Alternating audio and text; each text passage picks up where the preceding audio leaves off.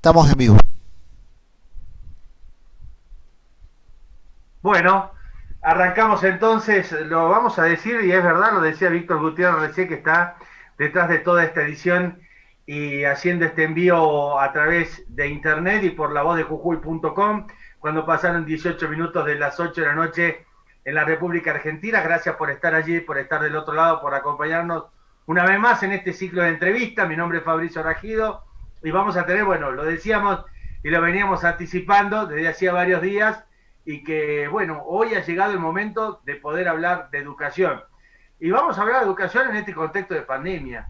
Y vamos a hablar de educación con, bueno, uno de nuestros jujeños que están ahora haciendo una representación y ejerciendo la función pública en Buenos Aires, pero bueno, es jujeño, nació acá, casi toda su historia está basada en Jujuy, y cuando lo llamamos lo dijo gustosamente que sí, así que lo voy a saludar. Del otro lado, el doctor Matías Novoa Haidar. ¿Cómo andas, Mati? Gracias por acompañarnos en este programa, en este especial que tenemos en La Voz de Jujuy. Muchas gracias Fabricio. La verdad que fue una alegría reencontrarme y un gusto, la verdad, el poder estar hoy acá con vos, charlar, intercambiar algunas ideas, algunas cosas y llegar a través tuyo a mi tierra, ¿no? Cuando, mira, que parece tan lejano, ¿no? El 10 de diciembre último, no llegamos a cumplir ni un año. Pero cuando el 10 de diciembre último comenzaba, como siempre pasa en los nuevos gobiernos, a ver qué será de la gestión a partir del triunfo de Alberto Fernández, y se vio y se coló el nombre de un jujeño. Y muchos se sorprendieron porque Matías, además de ser abogado, procurador, está hoy junto con Nicolás Trota dentro del Ministerio de Educación de la Nación. Bueno, tuvo una larga militancia y una larga trayectoria política dentro de la provincia de Jujuy. Pero bueno, empezaron a ver a Matías Novoa. Muchos se sorprendieron, muchos dijeron, está allá. ¿Hace cuánto tiempo que estás dentro de esta política nacional? Yo siempre milité en el peronismo, bueno, es mi casa, es mi lugar, y lo hice desde muy chico, en el colegio secundario un poco menos enfocado en lo partidario, más allá que teníamos nuestra unión de estudiantes secundarios en la escuela industrial, en la NET1, Ajá. y desde ahí ya militaba en el peronismo, pero insisto, no tan partidariamente, y cuando cumplí 18 y terminé en la fiesta de los estudiantes nuestro trabajo, con muchos amigos y amigas en esa época, nos metimos ya directamente a militar en el PJ y siempre fue así, fue militancia. Formamos una agrupación que seguimos manteniendo siempre viva, hemos hecho muchas cosas allá y también cuando me vine a estudiar acá, seguimos trabajando, siempre con Jujuy como foco y como norte, y naturalmente empezamos a vincularnos como grupo a la política nacional, porque bueno, simplemente mucho de todo eso se desarrolla en Buenos Aires y entonces siempre mantuvimos este trabajo en esos dos espacios y es lo que seguimos haciendo. Y la verdad es que en el 2015 nosotros teníamos mucha expectativa, trabajamos muy fuerte por la campaña en aquel momento Uh-huh. de nuestro frente electoral, con Daniel Scioli como candidato a presidente.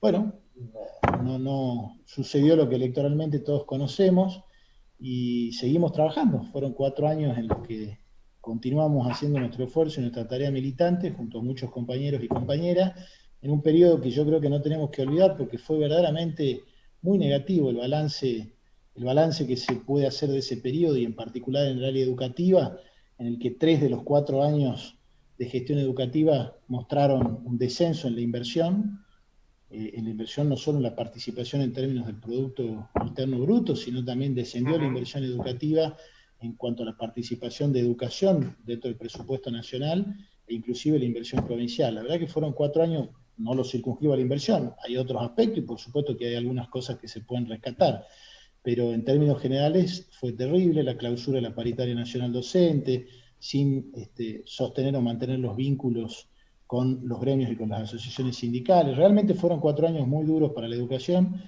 y siguiendo lo que vos me decías, Fabri, el 10 de diciembre llegamos acá con la expectativa de aportar con la misma lógica de militancia y trabajo día a día en ese proceso de recuperación de una cantidad de espacios y de tareas que entendemos necesarias para la educación. Y bueno, y ocurrió la pandemia que trastocó todo lo que nos podríamos haber imaginado, que nos habíamos planteado como objetivo en ese inicio, ¿no? Uh-huh.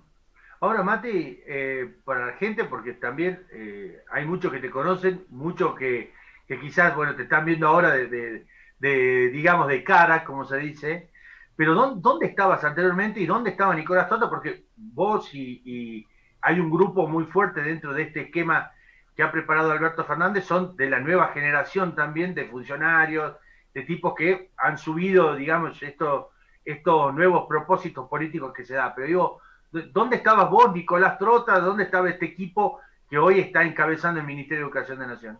Mira, yo, breve, sin hacer mucha historia, pero a Nicolás en particular lo conocí militando justamente en el PJ, él militaba en el Partido Justicialista de la capital, y yo militaba acá, militaba en Jujuy, y lo conocí en el año 94, Año 95. 94. Sí, sí, había una lista interna dentro del peronismo que se llamaba la Lista Verde, en el que habían entre muchos otros, por ejemplo, el doctor Gustavo Vélez, que está ahora nuevamente acompañando al presidente en el área de asuntos estratégicos, y una cantidad de otros compañeros, y teníamos 19, 20 años y nos conocimos ahí.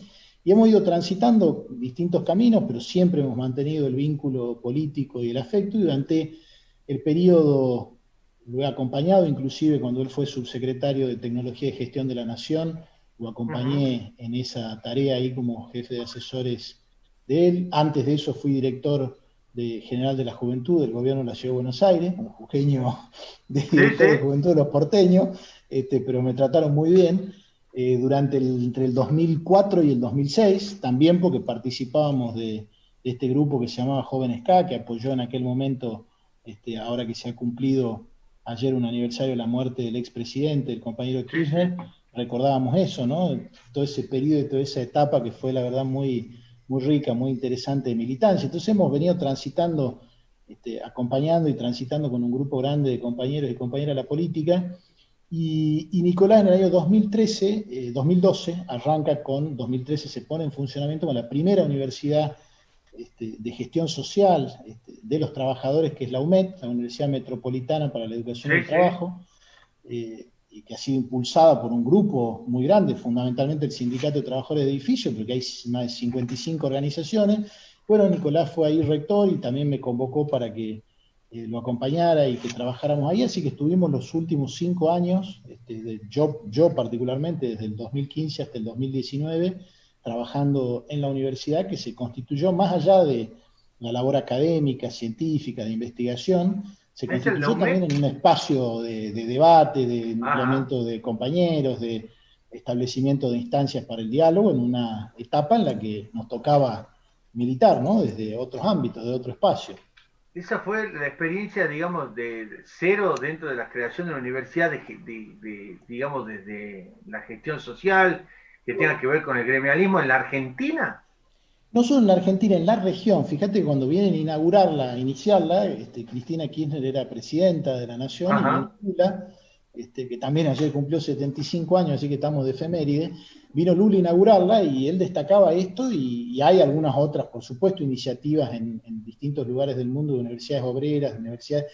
Lo particular de es que es una que impulsan, gestionan, trabajan las organizaciones sindicales, sus afiliados, y con una mirada muy vinculada o ligada a la formación de estos trabajadores. Por poner un ejemplo, recién hablábamos con un amigo que está en el área de la farmacia, y bueno, por ejemplo, con la Asociación de Empleados de Farmacia, la universidad hizo un acuerdo, logró que se autorizara la creación de una carrera, y una carrera que es licenciatura en farmacia, a la que acceden con el apoyo de becas, de equipos, de docentes que contribuyen y aportan desde la Asociación Sindical de Trabajadores de Farmacia para formar futuros farmacéuticos, por ejemplo.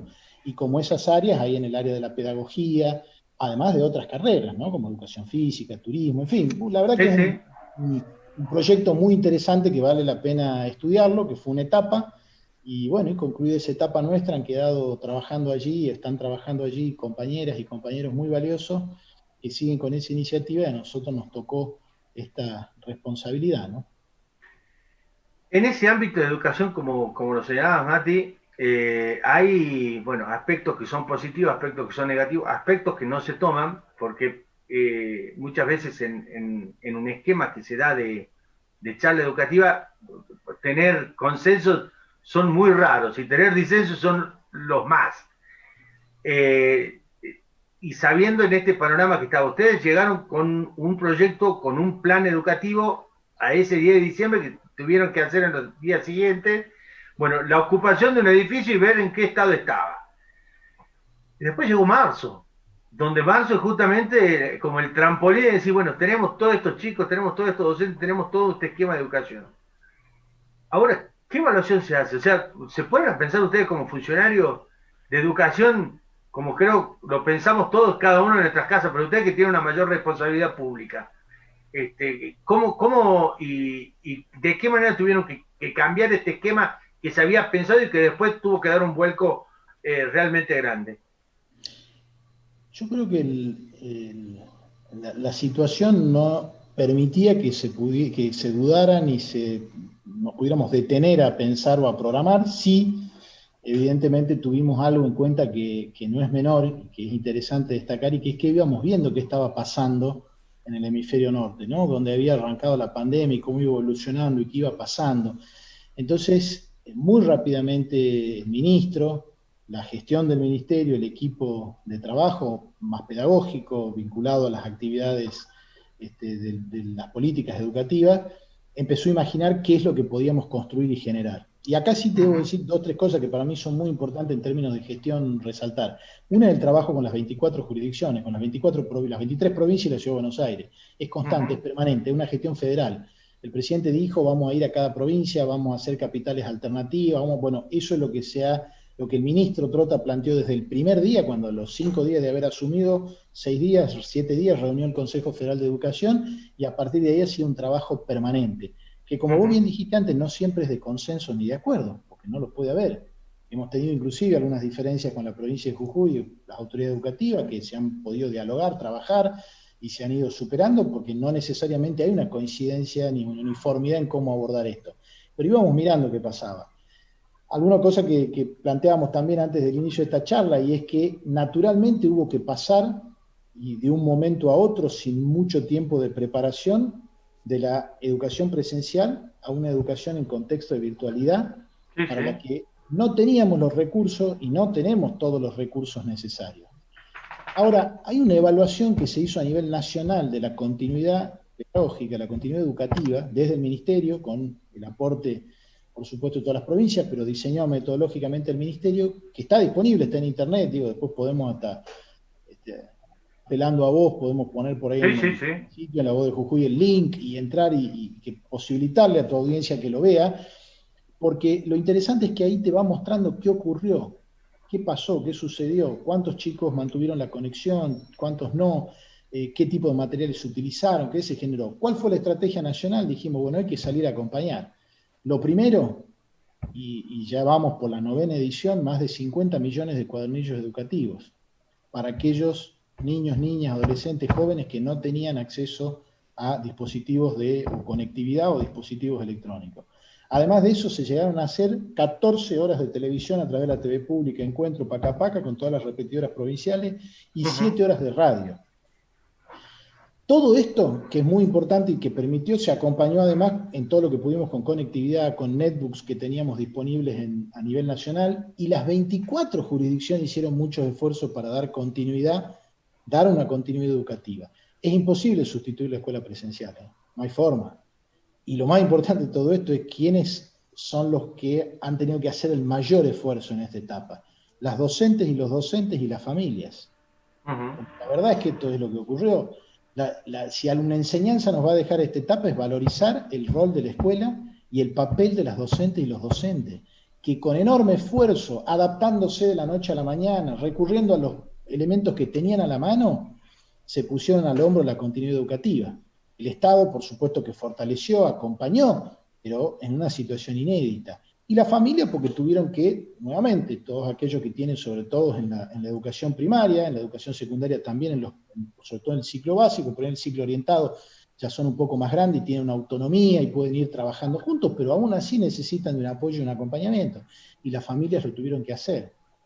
Yo lo que creo es que hubo un Estado presente. Esa es nuestra conclusión, que íbamos mirando lo que pasaba y con poco tiempo fuimos trabajando para hacer un acompañamiento y una continuidad, y eso se refleja en esa evaluación nacional que muestra todos los datos vinculados a esto, a qué ocurrió, a las asistencias. Ahora, el gran desafío en la pospandemia es cómo hacemos con aquellas que perdieron ese vínculo con la escuela, que están fuera de la escuela, que hay que trabajar para que se reinserten. Ese es el gran desafío, y la Nación y las 24 provincias estamos trabajando en esa línea, ¿no?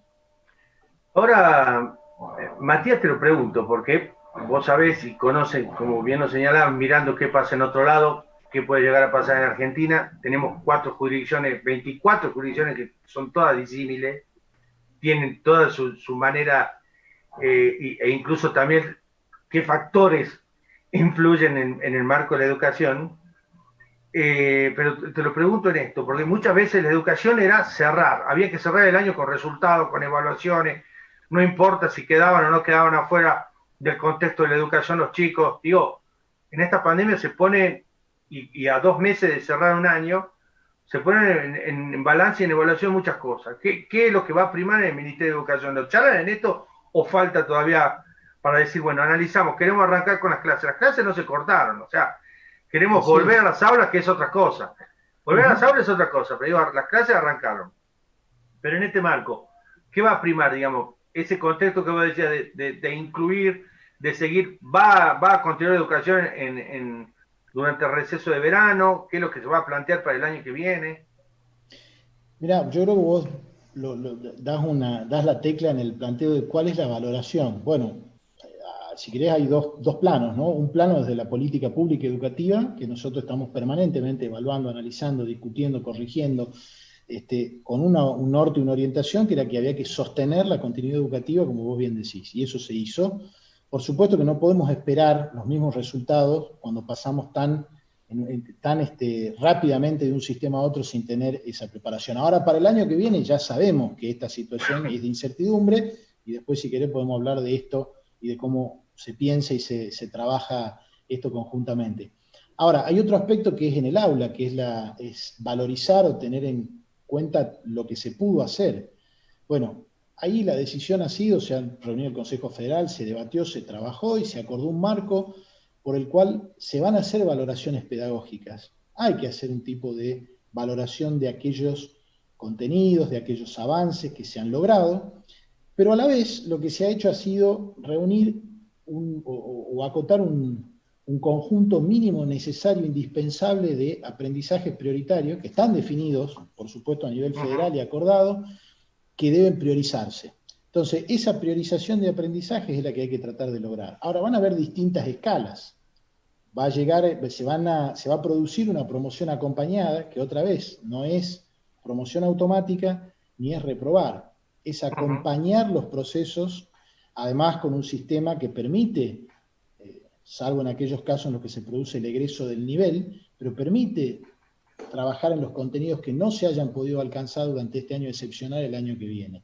Y ese va a ser el enorme desafío, y esa es la propuesta que tenemos para el año que viene. Aquellos contenidos, aquellos logros que no hayan podido alcanzarse durante este 2020, se van a trabajar durante el 2021, y vamos a ir viendo en cada caso, y cada docente lo va a hacer en el aula, y cada escuela con su equipo de conducción, y cada jurisdicción va a ir evaluando dónde y cómo tiene que reforzar o de qué manera puede acompañar esas trayectorias. Porque lo fundamental acá es que podamos aprender de esta situación que hemos tenido, que ha sido excepcional en el mundo, rescatar aquello que se haya podido incorporar como aprendizaje y valorizar. Esta propia experiencia para todos nosotros es un aprendizaje, digo, es inédito. Si nos remitimos, yo los dos casos que he escuchado, inclusive algunos historiadores de la educación, son el caso de la polio en el 56, hay unos cuantos casos que me han contado, siendo inclusive de viva voz, en 1956, cuando se produce la epidemia de polio, se suspenden las clases durante 4 meses, 5 meses,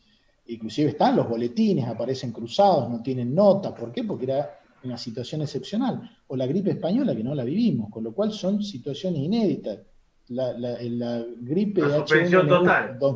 Claro, 2009 no fue de la gravedad que tuvo esto. Acá hay mucha gente del equipo del ministerio que estuvo en ese periodo, en el 2009, no fue la misma situación que esta, es inédita esta situación. Entonces, lo fundamental es rescatar todo aquello que se ha podido trabajar, producir, construir durante este año, y el año que viene completarlo.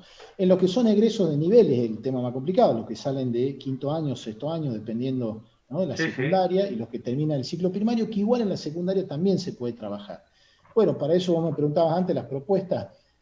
Hay propuestas de escuelas de verano que muchas provincias tienen y desarrollan, y nosotros tenemos Sí, un sí. programa que se armó a nivel nacional, que se llama Acompañar, que es justamente para colaborar con esto.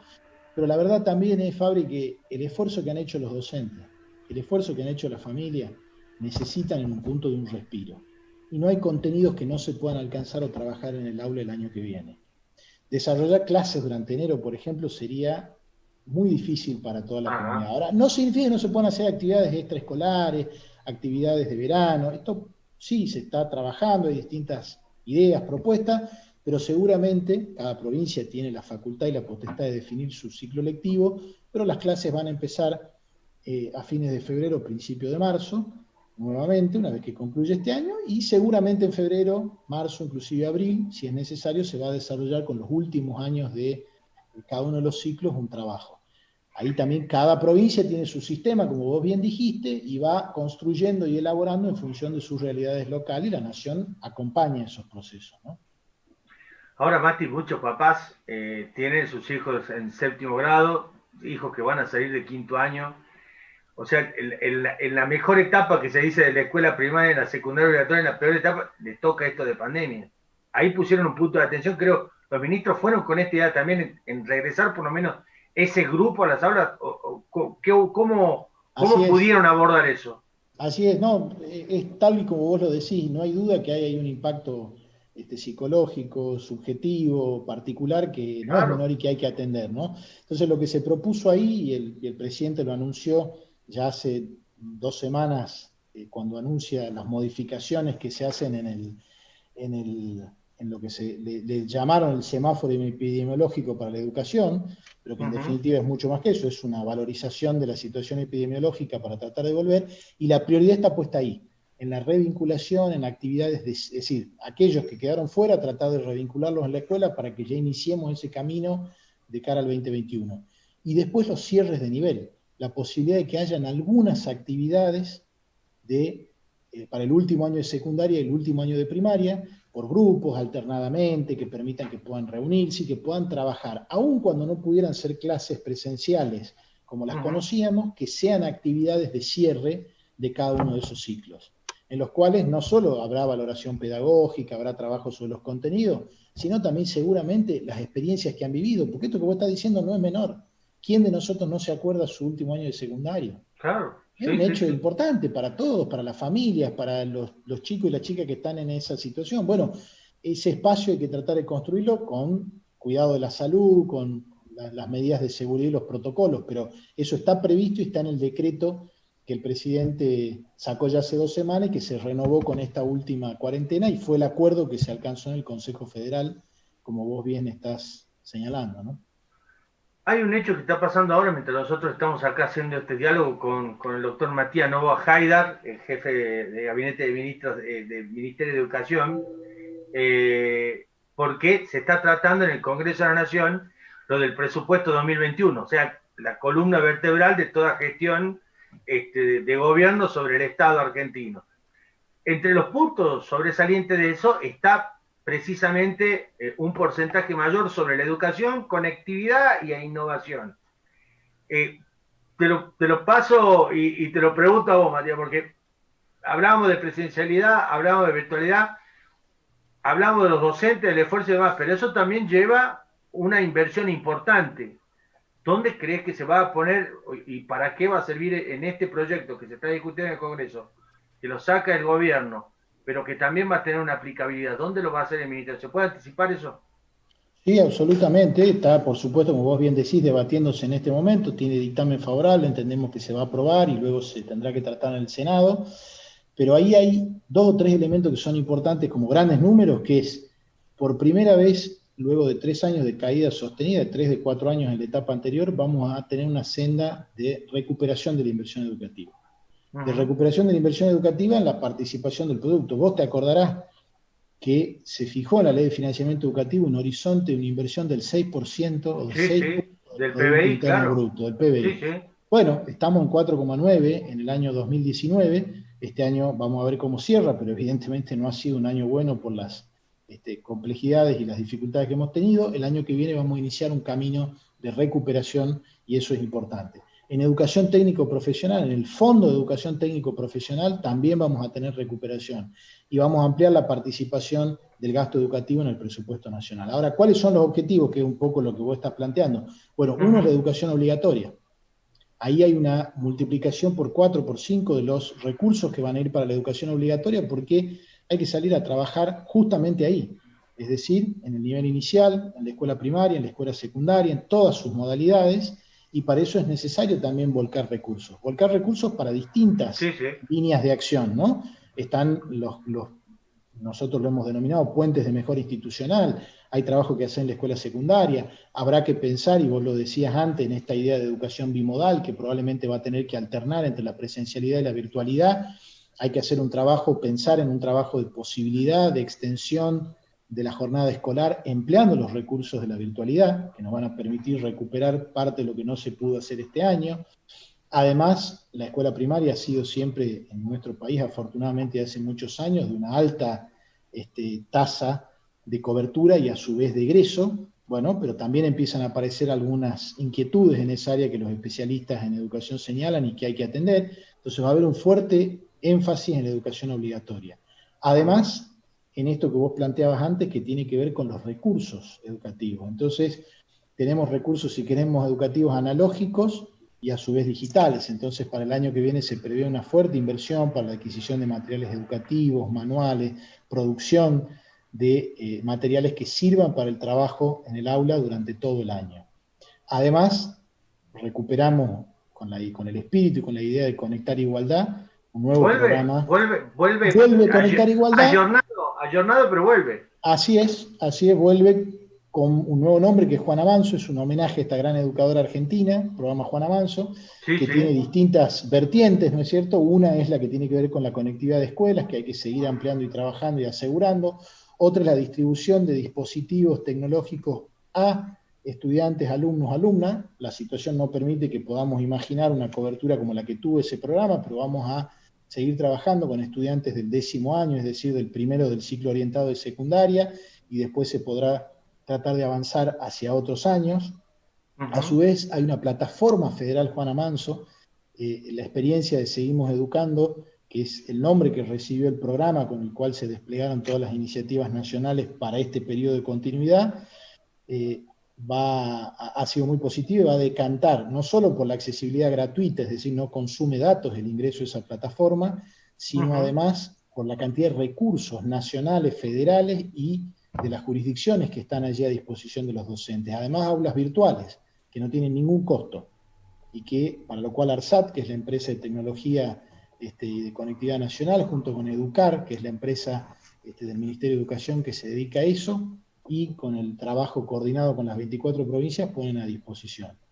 Y a esto se va a sumar un fuerte empuje a la formación docente, ¿no? A los recursos para la formación docente, por esto que decíamos antes, porque los docentes han tenido que hacer un enorme esfuerzo y también es necesario sostener y continuar, más allá de que este año casi se ha multiplicado por 5 la oferta del Instituto Nacional de Formación Docente, porque había una enorme demanda, ¿no? Y con nuevas ofertas formadoras que tienen que ver con las necesidades propias de esta etapa de la pandemia, ¿no? Entonces ahí tenemos otro gran enfoque, entre el vínculo de la educación y trabajo, el mundo del trabajo, que es esencial, la formación profesional, el vínculo con las universidades, ahí hay otro eje sustantivo.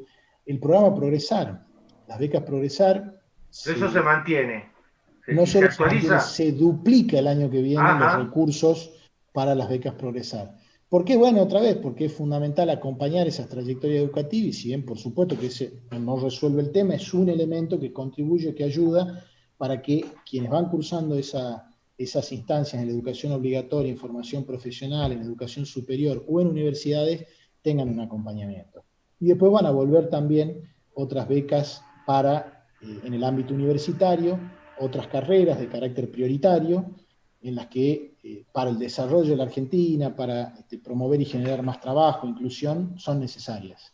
Y entonces, yo que soy abogado puedo decirlo, uno patea una piedra y sale un abogado, necesitamos obviamente una cantidad de profesionales en otras áreas que son fundamentales para generar trabajo en la Argentina, ¿no? Entonces también va a haber ahí un programa muy fuerte de becas. Por Sí. señalarte algunos de los aspectos, ¿no? Hay unos cuantos más, pero creo que son los más importantes. Te tengo que preguntar esto porque hablaba sobre, bueno, esto de las nuevas profesiones y demás. Salud, seguro que va a estar, porque nos tocó de lleno de manera global.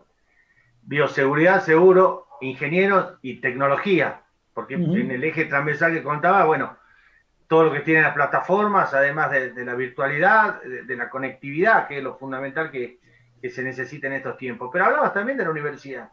¿Qué va a pasar con la universidad? Porque también está teniendo y ha tenido su aspecto perjudicial en el sentido que no pudo arrancar como en otros años, pero también está teniendo algunas inversiones fuertes que se está haciendo nuevamente el ministerio. Hay un sector muy desatendido de la universidad, como se llama, y creo que son los reclamos que se están haciendo ahora de varios docentes e investigadores. Se puede decir de la universidad en general, ¿no? Porque, bueno, vos lo sabés bien, de Jujuy a Tierra del Fuego, la universidad sigue siendo un faro importante para las comunidades. Yo creo que hay que mirar adelante, ¿no? No vale la pena insistir en o reiterar, pero cuando nosotros llegamos en el 10 de diciembre había una deuda de 5 meses de gastos de universidades que no se habían pagado, es decir, las universidades no tenían los recursos para solventar o sostener sus propios gastos, los que le asigna el presupuesto nacional.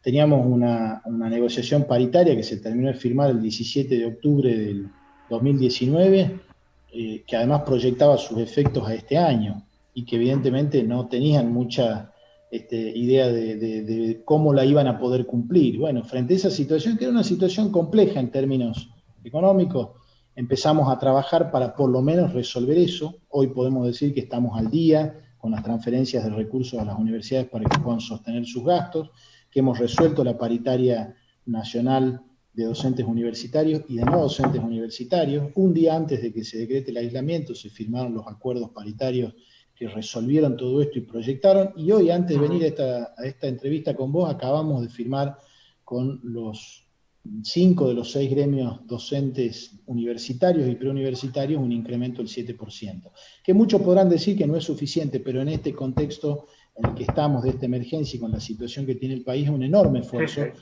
y así lo han reconocido estos 5 gremios que han suscrito este acuerdo. Más allá de eso, creo que vos me preguntás más sobre el papel de la universidad o la mirada que tiene bueno, nosotros consideramos que es fundamental. El presidente lo ha planteado desde el primer día, el ministro de Educación no se cansa de repetir, señalar, acompañar, estar presente en toda esta etapa con las universidades o junto a las universidades, porque si bien no ha habido presencialidad, como vos bien decís, las clases nunca se suspendieron, ni aún en aquellas carreras que tienen una fuerte impronta práctica. Uh-huh. Todas las universidades, sus docentes, sus estructuras han trabajado para adecuarse, adaptarse, mejorar e incorporar recursos para lograr sostener ese vínculo. Es más, yo soy docente universitario y qué bien las comisiones que tengo a cargo, porque sigo dando clase y no lo voy a dejar porque es una vocación y me gusta, he tenido muchos más inscritos que los que tenía en otros años. En el Uh-huh. primer cuatrimestre era notable porque muchos de mis estudiantes, que son además de cierta edad, no son ingresantes, ya están en tercer año, en las últimas materias, y trabajan a su vez, claro, estaban en situación de aislamiento, entonces estaban en sus casas, trabajaban, hasta les ha dejado más tiempo a algunos para poder hacerlo. Ahora, también visibilizó otra situación, ¿no? Que es la de carencias, la de faltantes, Uh-huh. pero no distinta de la que nos ocurren también en otros ámbitos de la educación obligatoria. Bueno, hay que hacer también todo un trabajo conjunto, la Nación acompañó, hemos incorporado un plan que se llama de virtualización de la educación superior a propuesta del Consejo Interuniversitario Nacional, ya se han transferido 1.500 millones de pesos para esa finalidad a las universidades con la idea de fortalecer esa línea y de imaginar esta situación que nos va a obligar a ir y venir, ¿no? Pero por otra parte, lo que decíamos antes, la visualización de la universidad como un ámbito que tiene que promover la igualdad. Vos decías, la Uh-huh. inclusión, sin duda, la inclusión es un objetivo fundamental, pero a su vez producir oportunidades que contribuyan para mejorar una situación evidente de desigualdad en acceso al sistema universitario. Y ahí hay que producir. A la vez que el sistema universitario es estratégico en términos de investigación, en formación de futuros profesionales que son esenciales para nuestro desarrollo, que se necesitan para ir a la economía, vos las que mencionabas, te agrego otras de orden productivo, las vinculadas a la energía, las vinculadas al sector exacto. de agregación Sí, de sí. valor en el agro, entre muchas otras, ¿no? Sí, En las sí, que nosotros tenemos fundamentales, ventajas, sectores pero en las que fundamentales. necesitamos agregar, en las que necesitamos agregar valor, ¿no? Mati, te traigo a este plano porque estamos charlando con Matías Novo Haidar de todo este aspecto, lo que se ven algunas puntitas que seguramente nos van a sacar ahí que son importantes para poder charlarlo, porque tenemos este episodio, si se lo puede llamar así, el episodio pandémico, que nos tiene a de ida y de vuelta a veces, porque nada está salvado. Incluso hasta Europa también está teniendo como un rebrote fuerte, constante. Francia también está teniendo países que tienen un desarrollo superior y demás. Pero bueno, el aspecto de educación, política, gobierno, es un factor que también influye y mucho, porque para hacer todo esto que decís, Matías, yo lo veo como periodista y te lo traslado a esto, hay que tener ciertos consensos. Y consenso, bueno, es sentarse a discutir realmente cuáles son los propósitos y los proyectos políticos que también como que ponen en relieve el resto del Ministerio de Educación. ¿Cómo ves vos esta gestión? ¿Crees que con Alberto Fernández, con Cristina Fernández, con lo que pudieron hacer ustedes que están cerca de estos ministerios que son ministerios claves, ¿cómo crees que, bueno, ha llegado hasta este punto? ¿Qué evaluación se puede hacer? No sé si tomaron en detalle, pero digo, ¿qué evaluación puedes hacer de este tiempo pandémico y qué crees que puede llegar para cerrar el año, como siempre lo hacemos, o casi todos acostumbramos para cerrar un ciclo, ¿no? De cumplir del 1 al 31 de diciembre, Vos lo planteás, Fabri, en términos políticos. en términos políticos. Yo creo que en términos políticos hay que rescatar a un amplio arco y sector político que, no propio, por supuesto, de la oposición, que acompañó, que estuvo presente, que protagonizó. En muchas provincias hay gobiernos que son de la oposición y creo que frente a la situación de la emergencia, nuestro Jujuy es un caso, frente a la situación de la emergencia hubo una conciencia general de la necesidad de trabajar juntos, de que frente a esta emergencia no se puede apelar a especulaciones particulares, personales. Han habido algunos chispazos, por supuesto, pero en términos generales yo lo que te puedo decir es hubo un acuerdo muy fuerte en el sentido de que se necesitaba ir de la mano juntos para poder resolver estas cuestiones, para poder tratar de acercar algunas ideas y propuestas para resolver estas cosas. Ahora, lo que vos decís es absolutamente cierto, una mirada es necesaria una mirada estratégica y de futuro para lograr muchos de estos objetivos que estábamos planteando. Si no hay amplios acuerdos o consensos es muy difícil de hacer. Ahora, el ministro de Educación, Nicolás Trota, dice siempre, tenemos un marco normativo, las leyes educativas que fueron aprobadas por amplio consenso. La ley de educación profesional, la ley de educación nacional, la ley de educación técnico profesional, la ley de educación sexual obligatoria, entre otras. Entonces, lo que nosotros tenemos como un gran horizonte esa es la base de consenso y la política. Está fijada, ahí hay una política de Estado acordada que está reflejada en esas leyes. Entonces, el trabajo es cumplir esas leyes, por supuesto avanzar, porque podemos hacer mucho más todavía. En materia de educación superior no lo hemos logrado. Digo, nos faltaría una nueva ley de educación superior y el ministro ha planteado esta idea de la necesidad de debatir y el presidente de la Nación en la apertura del periodo ordinario de sesiones el 1 de marzo de este año, que parece que fuera hace un montón de tiempo, por lo que vos decís, ¿no? Cambió completamente la agenda, pero lo dijo expresamente, dijo, propongo que debatamos una nueva ley de educación superior para justamente buscar construir estos consensos en torno de eso. El presidente permanentemente lo repite, ¿no? Buscar el diálogo, el consenso, encontrar los caminos para coincidir. Por supuesto que nunca va a haber posiciones uniformes unívocas, no sería ni siquiera propio de una democracia, pero sí que en ciertos temas pudieran existir amplios consensos. Mirá, un ejemplo del Consejo Nacional de la Calidad Educativa, que está previsto en la ley, que había que conformarlo, que no se había, más que alguna vez que había funcionado, no se había conformado. Está en la ley de Educación Nacional hace 14 años. La decisión del ministro fue constituirlo y conformarlo y se hizo con un conjunto muy a 35 integrantes que representan prácticamente a todos los sectores de la educación, del trabajo, de la vida educativa, los sindicatos, especialistas, y se conformó y se constituyó. Y algunos plantean que por qué es de tal amplitud, o porque hay que generar espacio en los que se pueda debatir esto también. Por supuesto que el Congreso es el espacio fundamental y esencial, pero hay otros ámbitos técnicos de diseño de políticas, de acuerdos o de generación de consensos que se pueden plantear. Ahora, si siendo el año que viene un año electoral, se cultiva la grieta, o el nombre que queramos denominarle, o se cristalizan posiciones, va a ser muy difícil, Fabri, en términos políticos, pero la vocación del presidente, la vocación que transmite el ministro, y así lo ha repetido siempre, es la de no dejar nunca de dialogar, de buscar los acuerdos, de buscar los consensos, de construir las opciones y las alternativas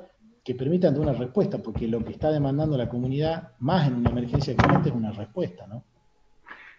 ¿Crees que en este tiempo, y te lo pregunto porque vos también sos un tipo militante, en este sentido, ¿crees que la pandemia, hay un sector de la Argentina que también usó la pandemia como un arma para hacer más fuerte el ataque sobre la actual situación del país? Sí, yo creo que sí, pero ahora me parece que es minoritario. Creo que es minoritario. Me parece que el pueblo argentino, en su conjunto, ha demostrado, sigue demostrando un interés, una templanza, un trabajo, digo, comunitario, de darse una mano, las historias de solidaridad, de compromiso, de esfuerzo, que todos los días nosotros escuchamos, recibimos, te dan la pauta de que estamos encarando esto juntos. Vos mencionabas el personal de la salud. Es un trabajo enorme el que han hecho. Las docentes y los docentes, yo no lo digo porque sí, lo digo porque verdaderamente ha significado un enorme esfuerzo para quienes han tenido que cambiar su modo de trabajar, y los que tienen esta tarea encima la han tratado de llevar adelante de las maneras que fuera posible, sin perder el contacto, preocupados por sus estudiantes. Entonces, también ha sido un enorme esfuerzo el que se ha hecho en el sector educativo y el pueblo argentino en general. Entonces, para mí el balance es positivo. Después lo demás, sí, por supuesto, es propio de la disputa política, ¿no?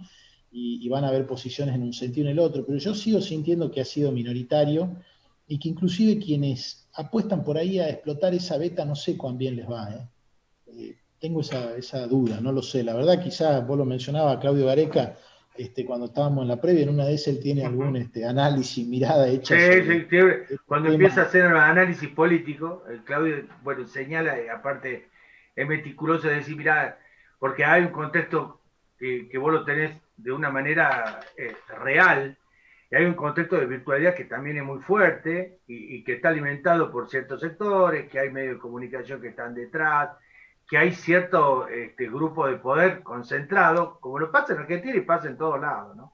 En donde, bueno, ahí es cuando se trata de medir la opinión y la opinión pública. Y esto, Matías, te lo tengo, porque ya estamos charlando con Matías Novo Haidar, ya le estamos sacando unos minutos de más en esta entrevista, lo vamos a tener en estas últimas preguntas, pero era, bueno, hablemos de Jujuy. ¿Qué va a pasar con tu vida y qué va a pasar? En un momento, no deben haber sido pocos, entrecomilladamente, compañeros que te deben haber llamado para felicitarte y llamándote, che, ¿qué es lo que vamos a hacer? O invitándote a alguna, como siempre se dice en los encuentros peronistas. ¿Cómo está esa vida política hoy? No, siempre activa, compañeras, compañeros de muchos años con los que hemos compartido militancia, desde que estamos en la JP y teníamos 18, 19, 20 años.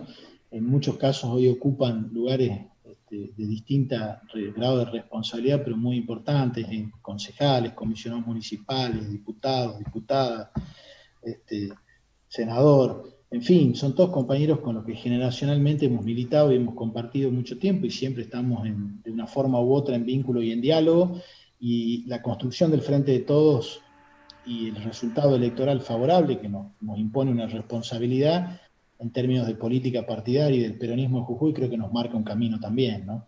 Es decir, nosotros tenemos que transitar ese camino, el camino de los acuerdos en Jujuy, para poder consolidar un frente con este mismo espíritu, esta impronta que Alberto Fernández y Cristina Kirchner sintetizan y que componen un conjunto muy variopinto de sectores y de grupos y de espacios políticos de diversas tradiciones y militancias, pero que tenemos una coincidencia en grandes temas que es común. Y en Jujuy me parece que es exactamente lo mismo, tenemos que alcanzar esa síntesis, ese espacio, y lo hablamos con muchos compañeros, y si bien por ahí puede sonar no la mejor síntesis de esto, pero no nos sobra nada y tenemos que construir sobre esa base, abriendo los brazos y sumando, e invitando y convocando a todas y todos los que quieran ir en la épica de la construcción de un Jujuy que todos nosotros cuando teníamos 18, 19, 20 años militábamos, teníamos en la cabeza y que hoy en muchos casos compañeras y compañeros están pudiendo llevar adelante con muchas dificultades, pero que están pudiendo llevar adelante en su práctica cotidiana, política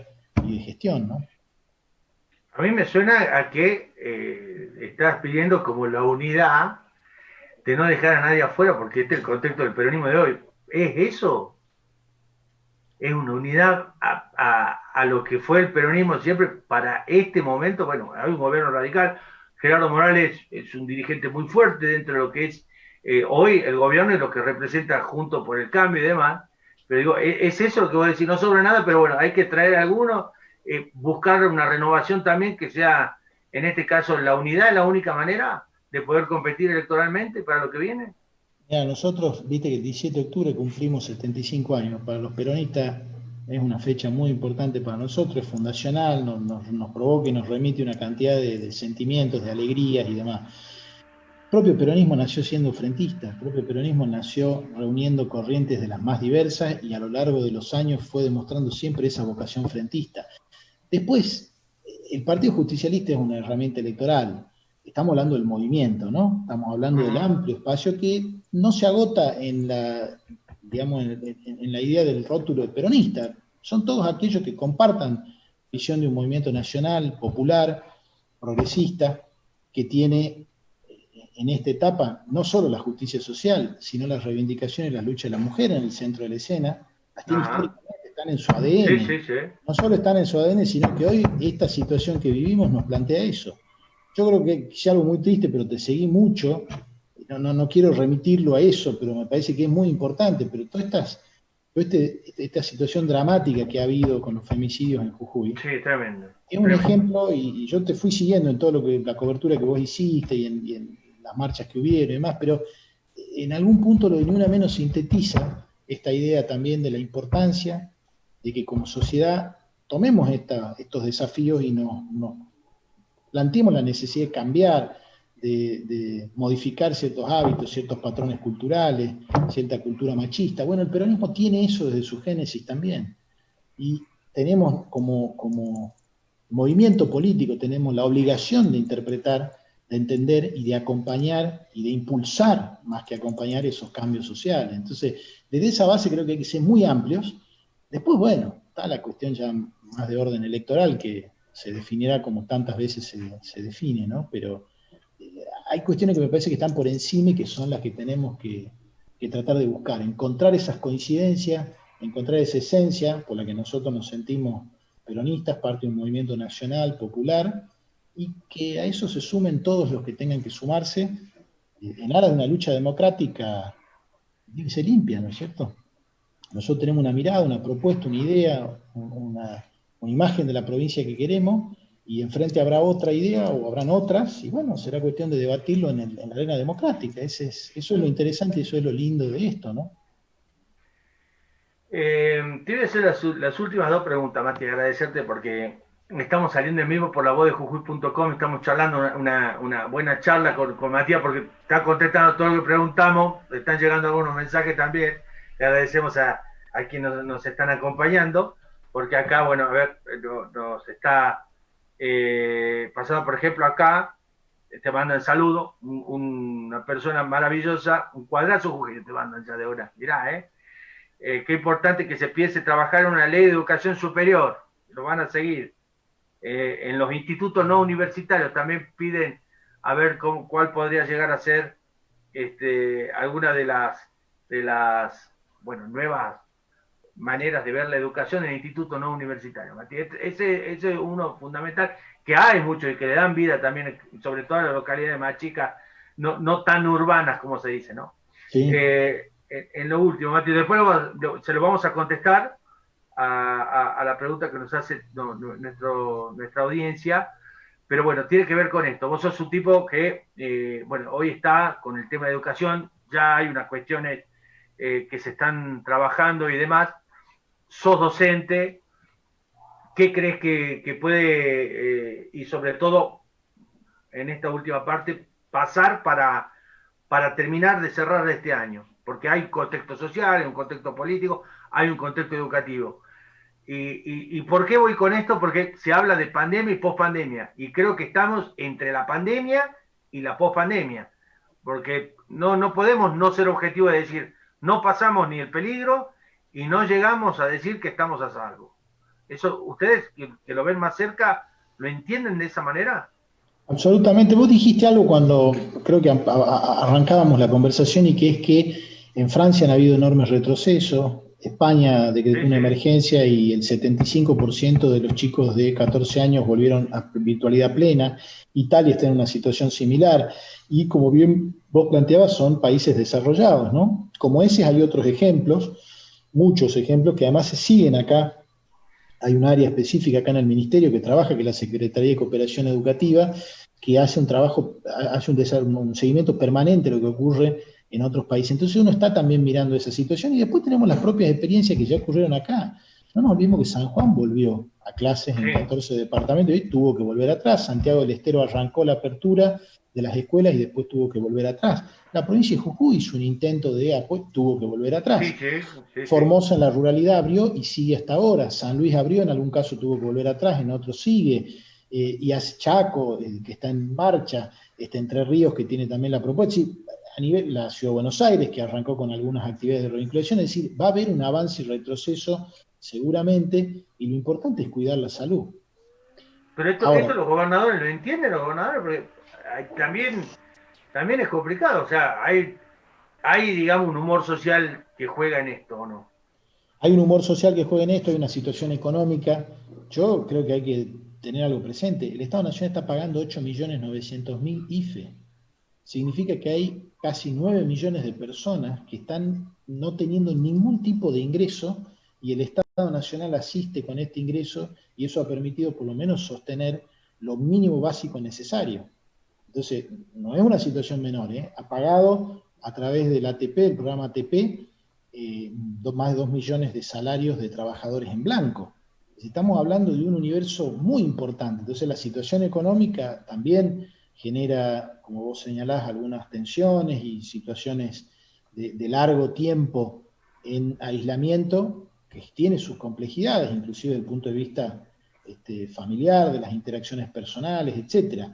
Cuando digo cuidar la salud, me refiero a todas las actividades educativas que se puedan hacer de revinculación, relacionadas con los últimos años de los ciclos y niveles, con Ujú. otros ciclos y niveles en aquellas zonas donde no hay circulación comunitaria, porque esto también es importante, allí donde no hay circulación comunitaria, donde hay condiciones sanitarias para atender la emergencia, se está trabajando para volver. Trabajan activamente las provincias y nosotros trabajamos de la nación apoyando y acompañando todo lo que se puede hacer para volver. Es decir, tratar de volver a la normalidad que conocimos, si queremos, que no va a ser Sí, sí. igual, vos lo decías y lo definías claramente antes, pero en algún punto lo que me parece que puede sintetizar esto es que vamos a tener que aprender a convivir con esta situación, aprender a convivir con la pandemia por lo menos durante un tiempo más.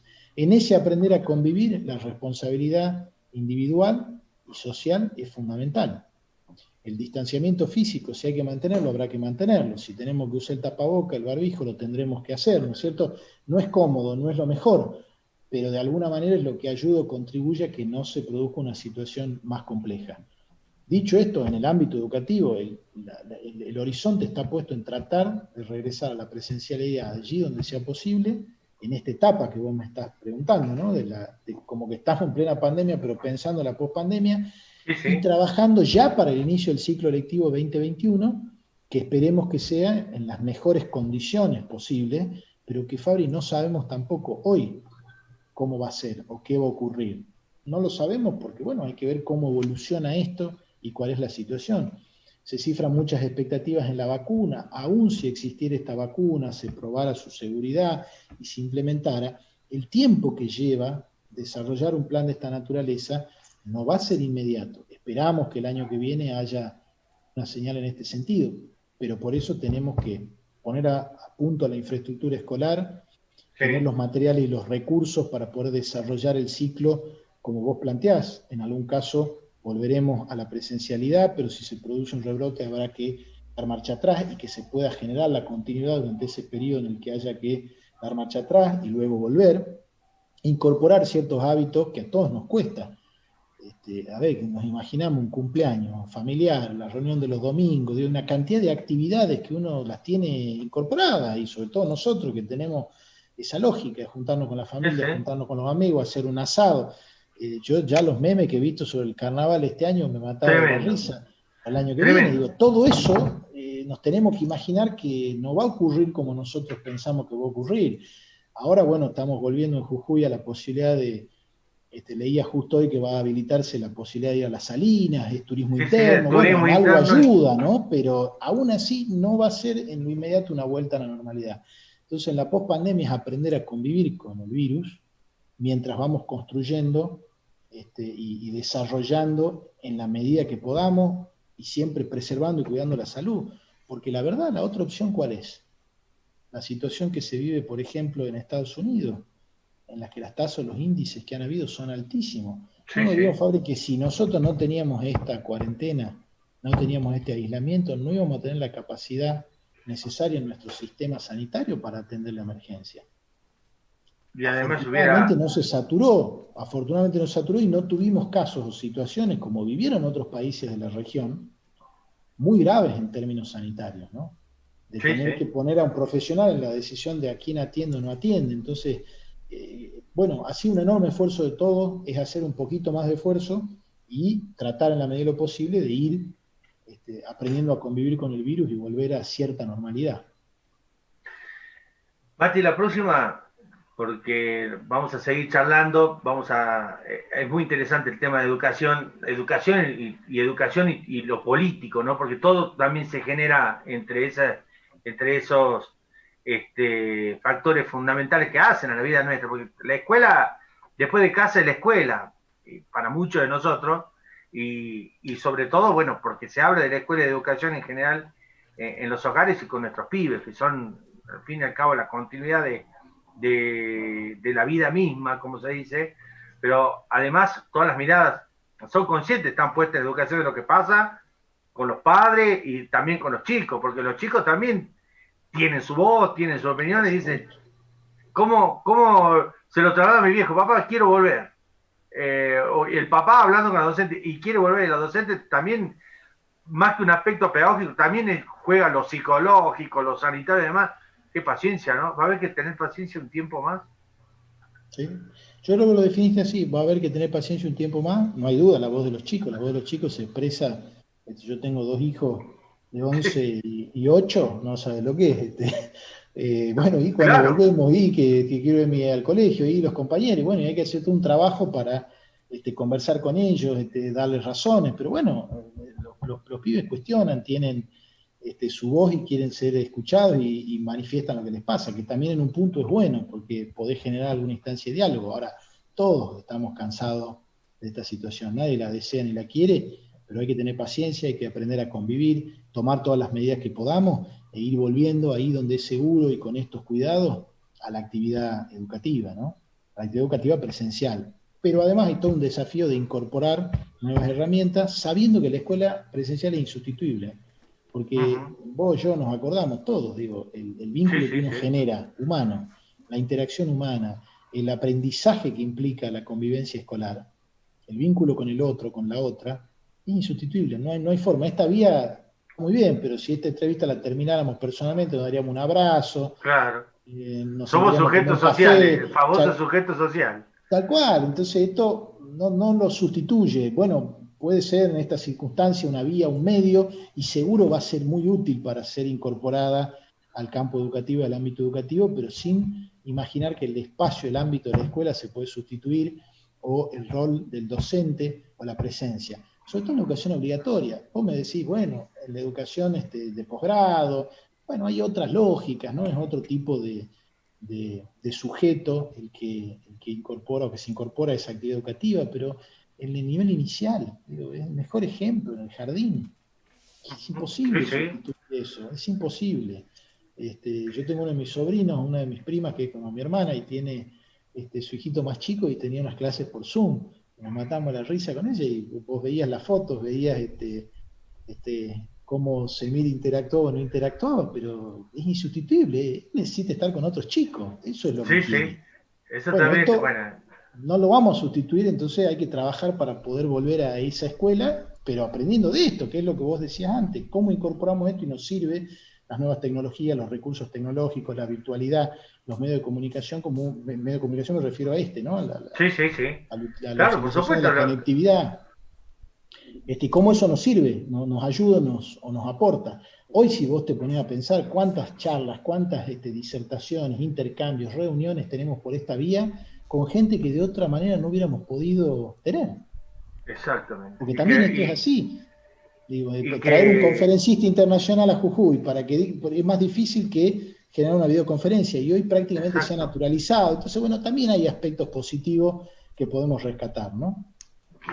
Mati, bueno, va a pasar esto, ya de a poco va volviendo esto del transporte de larga distancia y demás. ¿Cuándo vas a venir por Jujuy? ¿Qué se va a Mirá, venir del Ministerio de Educación para Jujuy? pude ir Te estoy mangueando algo. Algo va a venir para Jujuy, hay que manguear. Si Sí, no, por supuesto que sí. Mirá, ahora se estaban abriendo, ayer creo que se abrían y el 11 o 12 de noviembre se abre otra licitación de jardines que es para Jujuy, nuevos jardines de infante, hay tres, uno en jardines de Perico, infantes, qué bueno. uno en Perico, uno en San Pedro y un tercero que en este momento no tengo en mente. Además de eso hay casi 7.000 computadoras, 6.000, 7.000 computadoras, tablets, dispositivos que van para las escuelas de Jujuy, que prontamente ya se están mandando, que forman parte del programa, pero bueno, serían en algún punto eso elementos tangibles, pero también está el apoyo del Ministerio de Educación de la Nación a la provincia y a la actividad educativa provincial, siempre. Y bueno, ahora el 9 están, entiendo, tratando de desarrollar algunas actividades de vinculación, en fin, bueno, vamos a estar siempre acompañando y en cuanto podamos, seguro vamos a estar por Jujuy, ¿no? Gracias por charlar con nosotros, Mati.